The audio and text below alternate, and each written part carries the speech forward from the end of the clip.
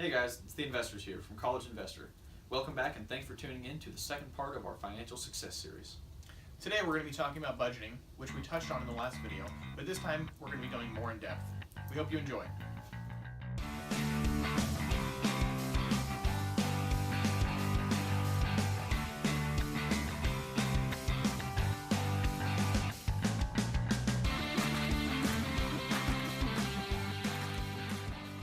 So we're talking about budgeting today, and I think the most important question that the audience wants to know is, why should I budget? Why should they budget, Aaron? Okay, well, budgeting is important for everybody because it lets you know after you've done your budget at the end of the month how much money you have left after all your bills are paid. Hopefully it's positive. Yeah, if you can pay all your bills. Yeah, for sure, that's a big deal. So I guess that makes sense. But I guess, how would you budget if you were going to explain it to someone? Okay, it's a pretty simple process. Step one, you figure out your income. Sit down with a piece of paper and pencil. Once a month is pretty much the standard, and that's a good amount of times to do it.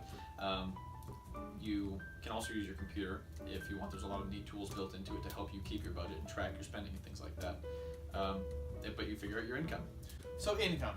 Income is essentially how much money you're getting in reliably every single month.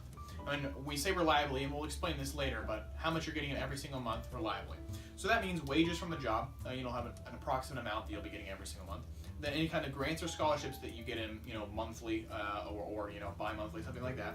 You also want to figure out any kind of allowances that your parents are giving you. So if your parents give you $350 for your rent or something like that, then you need to figure that into your income because it's a reliable source of income that you're getting every single month. Unreliable income might be maybe you know that your uncle gives you a $100 check every Christmas, and it's December, and you want to say, okay, well I know I'll have that extra $100. That's not necessarily reliable, and it's just important to distinguish between the two. So you can still figure it into your budget, but put it somewhere where it's maybe money. It might be there. Right. Exactly. Next, let's talk about expenses. There are two types: fixed and variable. Fixed expenses, extremely simple. These are bills. These are bills that you happen every single month that are approximately the same amount. If your rent's $350 every single month, you know you're going to be paying $350 for rent, for the next 12 months, however long your lease is. That's very important to figure out. Other expenses that are kind of like that, you've got your, like I said, rent, and if you have a mortgage, if you have a car payment, insurance, anything like that, yeah. Pretty much bills. Bills are fixed expenses. Yep. And variable expenses, they are largely dependent on your lifestyle. You know how much, especially if you track your spending, then you know almost exactly how much you spend eating out, going to bars, going to see movies, things like that.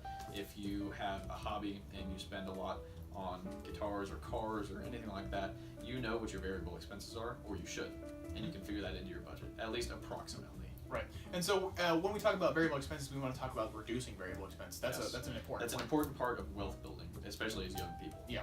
So reducing variable expenses is another way that you can increase your savings and also increase your like we talk about a lot. We talk about the word wealth, but reducing your variable expenses will give you more disposable income at the end of the month, because essentially, in order to figure disposable income, it's basically your income, which we figured out earlier, minus your expenses, and then you get your disposable income.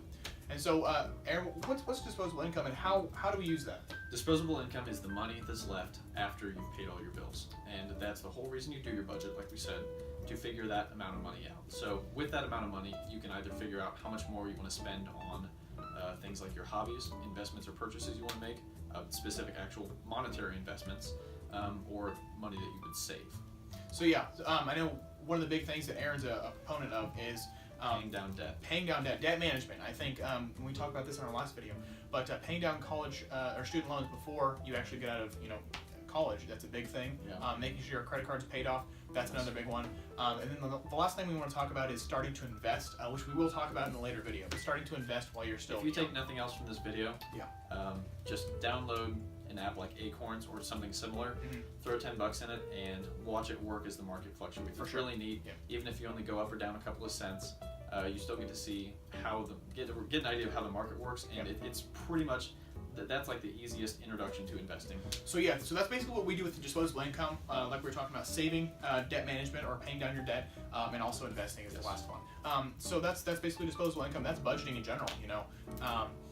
We have an actual article on budgeting on the website on collegeinvestor.com, and we'll have it, links below, right here probably, and also one in the actual description. So make sure you check that out, and also check out another one of our articles called "How to Balance Fun with Financial Responsibility," that kind of explains exactly how to to balance your fun or your hobbies, with actually saving and investing. Trying to lead a responsible financial Exactly. lifestyle while you're still having a good time. While you're still having a good time. It's Yes. important to have fun in college, so that's what we're trying to do. So the links for both those articles will be below, and we hope you check those out. Also, check out the next video in our financial success series, how to save your first $1,000. That'll be important. That'll be very important for future wealth and how to be successful. Pretty much just a getting started tutorial on saving money.